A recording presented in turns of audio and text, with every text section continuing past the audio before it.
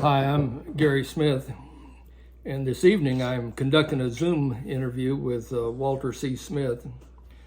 Mr. Smith goes by WC, which is how I've known him for a number of years.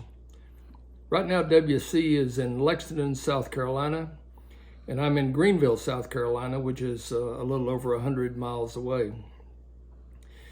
WC, you and I were co-workers at the South Carolina Workers' Compensation Commission for a number of years. And you were the director of self-insurance, and I was the director of compliance. I retired from the commission in 2012, and you retired in 2017. And since you retired, you have worked on a number of interesting history projects. Tell me some of the things you've done since you retired from the South Carolina Workers' Compensation Commission. Well, I have had several opportunities as a volunteer, but also requested to participate in certain things. And what I guess two that stand out the most, the South Carolina Department of the South Carolina Institute of Anthropology and Archaeology asked me to participate in a dig over on the Camden battlefield, over at the Revolutionary War Camden battlefield. And I was only one of two that was invited to participate in that were not actually archaeologists. So it was quite an honor, and what we were working on over there, they had located the bodies of several Revolutionary War soldiers that had been buried on the battlefield, and they wanted to exhume those bodies for study and DNA analysis. So I participated in that, in the locating the bodies, and still do even now. I'm still working with them. During the first attempt, we located 14 bodies. 12 of those bodies were of Continental soldiers, American soldiers. Most of the casualties of the Battle of Camden, if you know, the Battle of Camden was an American defeat, and there were some 600 to 800 Americans killed at the Battle of Camden. And these men were buried probably no more than a foot to 18 inches down. Of the 14 we found, as I say, 12 were Continental soldiers. They had USA entwined pewter buttons on them, is how we were able to identify them as Continental soldiers. They were not militia, so we expect that more than likely these 12 were members of the two Continental Line regiments, which were from Delaware and from Maryland.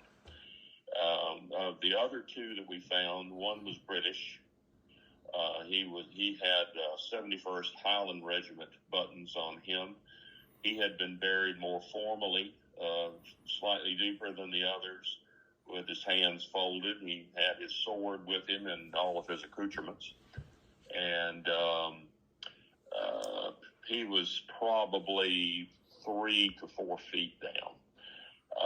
We also located the remains of one Native American. We were able to tell that he was a Native American by his teeth. The molars on the teeth of a Native American are different than Caucasian, so we were able to tell that he was a Native American. And today, he has been turned over to the Native American tribes locally for burial. The British soldier is likely going to be buried on the battlefield at the Battle of Camden, where the Battle of Camden took place. The 12 American Continentals were all buried with military honors over at the Quaker Cemetery in Camden, and they all have their U.S. Army headstones. And we have now, since that time, we have located the graves of three more graves. We don't know how many may be in the graves, because the ones that we have found have contained 1 and up to 5. And so these could be one man, it could be more than one man, it could be 3, 4, 5. So we've found several multiples of individuals in these graves. The DNA proved that the youngest in the group was 14, and the oldest in the group was actually the bones. Proved that the youngest was 14, and the oldest was about 45 years of age. They were all Caucasian.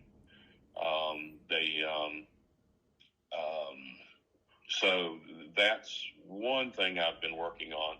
The second thing I've been working on was on the Congaree River here in Columbia, at the base of Senate Street.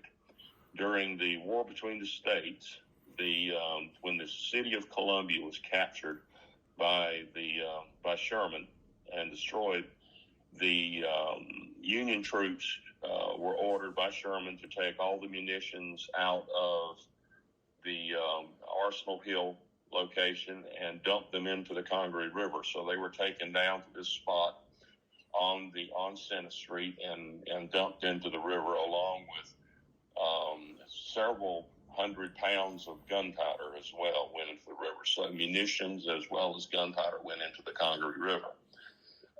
Back in 1930, there was a group that at low tide in the river went out there and discovered a good many projectiles.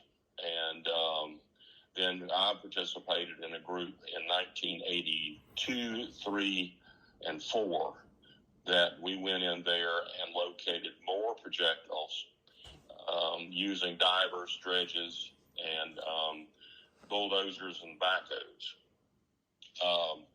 After that, of course, we had to have a salvage permit from the state of South Carolina to do that back in the 1980s. When we were in there at that time, we discovered that there was coal tar in the river. The coal tar was dumped in the river back in the 1950s by a company that was a subsidiary of South Carolina Electric Gas, which now that has changed hands over to Dominion Energy. And Dominion Energy decided that they wanted to remove that coal tar from the river because it was a biological hazard out there in the river. And so the very spot where these projectiles and such had been dumped was underneath the coal tar. So Dominion Energy, conscious of the historic nature of the site with all this in the river, wanted to include someone in the dig that had been there back in the 1980s. And they had contacted me and asked me to participate, and I was a consultant to them and the South Carolina Institute of Archaeology and Anthropology. They were also a participant in locating and removing the projectiles from the river. They also had ordnance people out there participating as well. And we were able to locate and find a number of shells back in the 1980s, a number of bullets. And then, of course, with this dig, we found another dozen shells. These are artillery shells, of course. And we also found a number of bullets and canister that had been dumped that were Confederate canister bullets and munitions.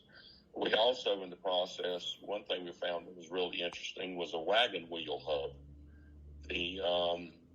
When Sherman was his troops were dumping the gunpowder into the river, they had an accident which blew up a wagon filled with gunpowder and killed several Union soldiers in the process.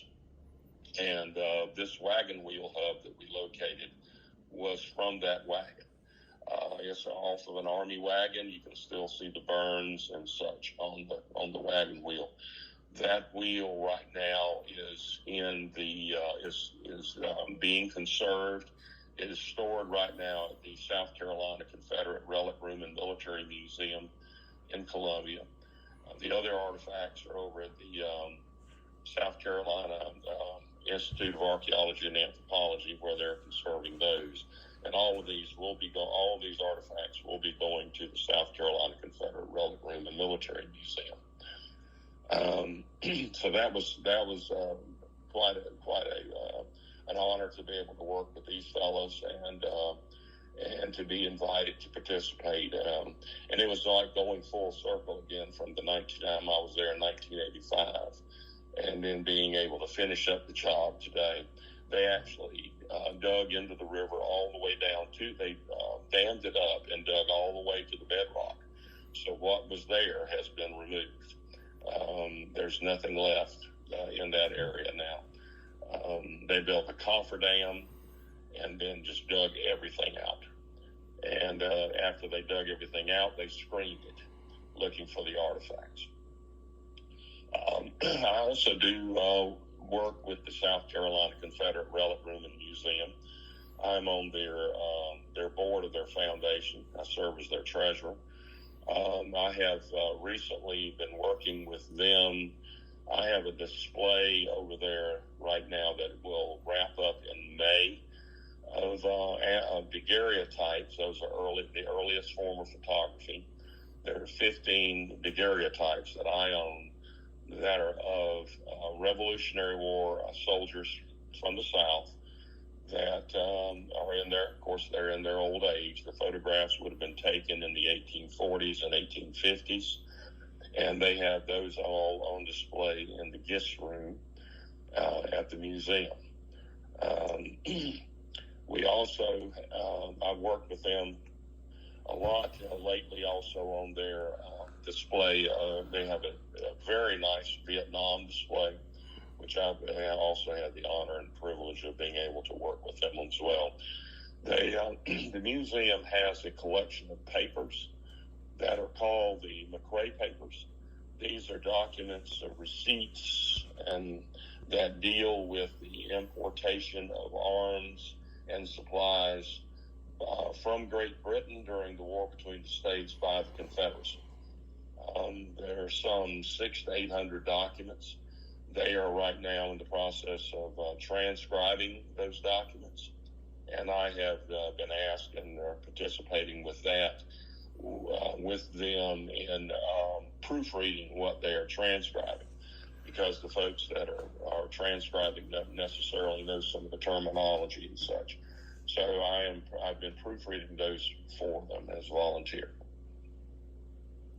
and that's covers pretty much anything, all that I'm doing right this time, Gary. Well, super. WC, thank you very much for agreeing to participate in this project, and have a good evening. Well, thank you, Gary. Take care.